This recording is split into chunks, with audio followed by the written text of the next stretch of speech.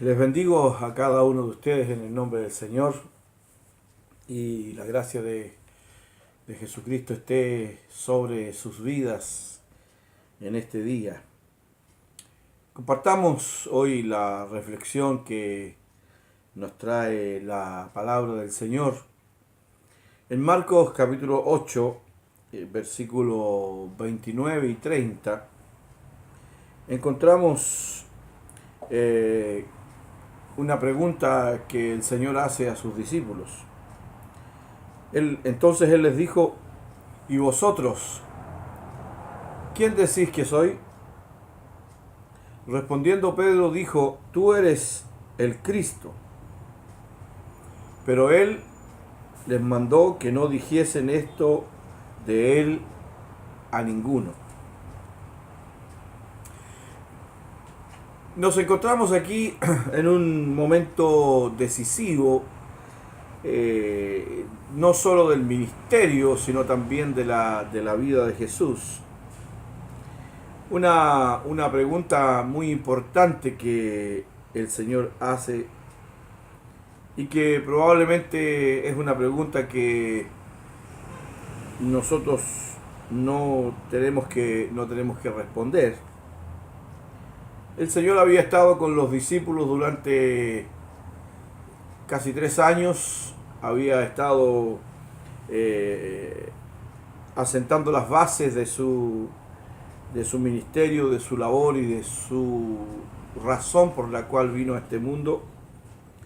Y durante todo ese tiempo se manifestó y enseñó para que en algún momento Él pudiese hacer esta pregunta. Cuando los judíos de la época esperaban al Mesías, no era el tipo de mesianismo que el Señor Jesucristo manifestó, ni que esperaban los doctores religiosos de la ley y la población general. Tanto el pueblo como los religiosos de la época estaban esperando a un rey o a un general poderoso, un gobernante que se sentaría en el trono de David, que expulsaría a los romanos de su tierra, de su territorio, y establecería allí el reino de Dios. En cambio, nosotros sabemos que Jesús trajo un reino el cual se recibe y se ingresa voluntariamente, un gobierno que no se impone por la fuerza, sino que es un reino y un gobierno que crece en el interior, en el corazón de la persona. Él traería su reino, pero lo haría en el futuro, un futuro en el que no habrá pecado, no habrá enfermedad, no habrá muerte. Pero por ahora este reino sería como la semilla que es sembrada en la tierra, y semilla que es recibida por la tierra de distintas maneras. Y aquí estamos hablando de la parábola que el Señor expresó en el Sermón del Monte, en Mateo capítulo 13, cuando el Señor enseña acerca del sembrador y nos enseña que el sembrador salió a sembrar y parte de la semilla cayó en el camino, parte cayó en pedregales, parte cayó entre espinos y una parte de esa semilla cayó en buena tierra. Es decir, el reino de Dios va a crecer en el lugar donde la semilla del reino tuvo una buena recepción.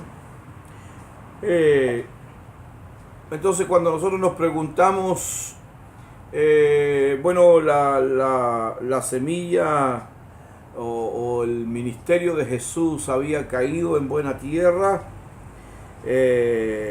Los discípulos del Señor habían comprendido lo que el Señor vino a hacer. Entenderían ellos que el Mesías, que literalmente significa el ungido, ahora era quien estaba frente a ellos, que era Jesús, el Mesías. Entonces la pregunta de Jesús va a ser esta gran prueba de poder entender, de poder saber qué es lo que los discípulos están entendiendo acerca del Señor. Si esa pregunta, si la respuesta más bien a esa pregunta no se contestaba de manera certera, entonces entendemos que Jesús debía retrasar su ministerio hasta llegar a que los discípulos pudiesen tener una clara idea de lo que él había venido a hacer. Probablemente, que esta es una hipótesis, una especulación para pensar nomás en la razón por la cual el Señor pregunta esto. Tendría que empezar con otro grupo que sí entendiera. Tal vez el Señor hubiese visto la posibilidad de reemplazar a alguno de ellos. ¿Cómo le habríamos conocido nosotros al Señor? ¿Cómo habríamos llegado nosotros a los pies de Cristo si no hubiese sido por el entendimiento que tenían o que tuvieron los discípulos acerca de el propósito, la razón por la cual Jesús vino a este mundo?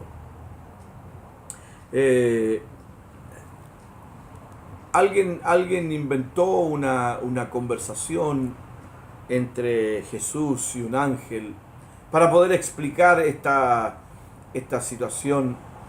Y entonces el ángel le pregunta a Jesús, ¿cómo sabrá el mundo que lo que tú viniste a hacer?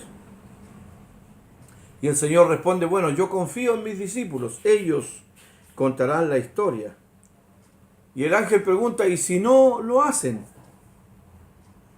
Entonces el Señor responde, no tengo otro plan. No tengo otro plan. Significa esto que el Señor Jesucristo tenía un plan único y Él lo iba a llevar a cabo. Y ese plan consistía en tener un grupo de discípulos que tomaran la enseñanza y tomaran la palabra y creyeran a lo que Él había dicho, para que lo llevaran a todo el mundo como el Señor les mandó. Bueno, entonces el Señor hace la pregunta y frente a sus discípulos y dice, ¿qué dicen ustedes que soy yo? Y ya sabemos, tenemos la respuesta del apóstol Pedro, quien dice, tú eres el Cristo, el Hijo de Dios. Pero a diferencia de lo que ocurre aquí en el registro de Marcos, en el registro de Mateo, el Señor da algunas indicaciones acerca de Pedro, da algunos detalles acerca de Pedro que Marcos no considera, lo que nos enseña a nosotros que entendiendo que Marcos escribió su evangelio basado en el relato de las enseñanzas que hizo el apóstol Pedro, entonces entendemos que Pedro no consideró las cosas que Jesús dijo como algo que debía o por lo cual él podía gloriarse, sino que lo importante era lo que estaba en juego allí, que era el entendimiento acerca del ministerio de Jesús en la tierra.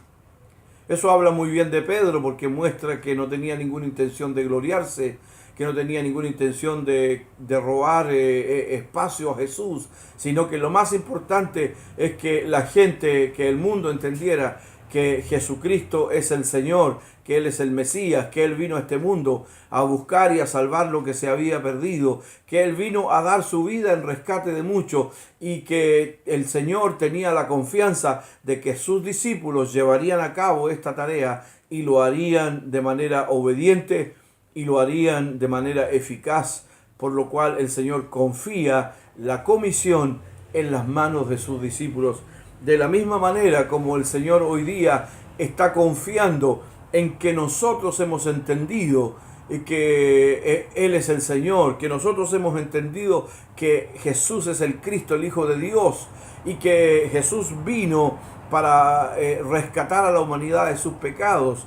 Debemos entender que cuando el apóstol Juan escribe allí en el Evangelio de Juan su propósito, el propósito por el cual está escribiendo, dice: y estas cosas se han escrito para que creáis que Jesús es el Cristo, el Hijo de Dios, y creyendo tengáis vida en su nombre.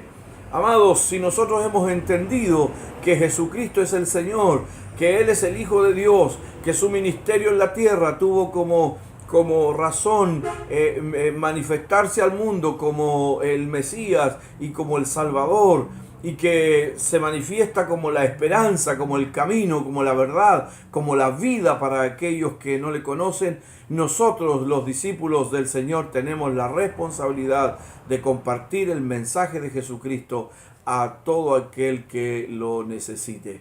Y nosotros nos damos cuenta hoy día que en el mundo tenemos muchas personas que necesitan escuchar el mensaje de Jesús. Que el Señor nos ayude para que podamos llevar este mensaje a toda criatura. Que el Señor ayude a la iglesia para que en su conjunto la iglesia que ha entendido que Jesús es el Señor, que Jesús es el Salvador, que Él es el Mesías, que la iglesia pueda hacer la tarea que se le ha encomendado. Sin la gran comisión, sin el cumplimiento de la gran comisión, la iglesia no tiene razón de ser. El Señor creó, fundó su iglesia con el propósito de que fuese la sal y la luz del mundo. Amados hermanos, animémonos a llevar el mensaje de Jesucristo para que todos puedan entender, así como un día Pedro entendió y dijo: tú eres el Cristo, el Hijo de Dios. También cuando nosotros anunciemos el nombre de Jesús, la gente pueda entender que en el Señor está la esperanza para sus vidas. La gracia y la paz de Jesucristo para cada uno de ustedes. Amén.